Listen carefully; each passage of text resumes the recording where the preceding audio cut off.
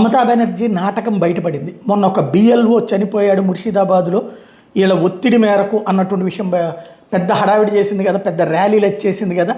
ఎవరైతే ఎలక్షన్ సంబంధించిన చేస్తున్నటువంటి బిఎల్ఓల మీద ఒత్తిడి, నేను ఆ రోజే చెప్పాను, రాష్ట్ర ప్రభుత్వ ఉద్యోగులు కేంద్రం ఎట్ నుంచి ఒత్తిడి చేస్తే, ఎన్నికల సంఘం ఎట్లా ఒత్తిడి చేస్తే, నాటకాలు ఆడుతున్నారు, వీళ్ళే చేస్తున్నారు అన్నట్టు.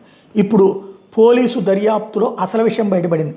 ముర్షిదాబాద్ బిఎల్ఓ ఎవరైతే సూసైడ్ చేసుకున్నారో అతని ఆత్మహత్యకి కారణం మమతా బెనర్జీ ప్రభుత్వమేనని తేలింది. అది సర్రు కాదు, ఈసీ కాదు.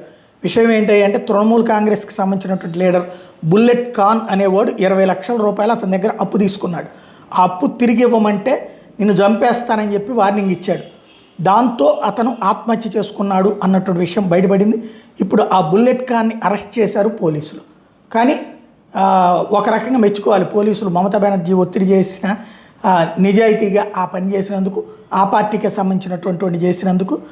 ఓవరాల్గా మమతా బెనర్జీ ఎలాంటి నాటకం ఆడుతుంది అనడానికి సజీవ సాక్ష్యం. కానీ ఇప్పుడు ఈ వార్త ఏమైనా హైలైట్ అయిందా?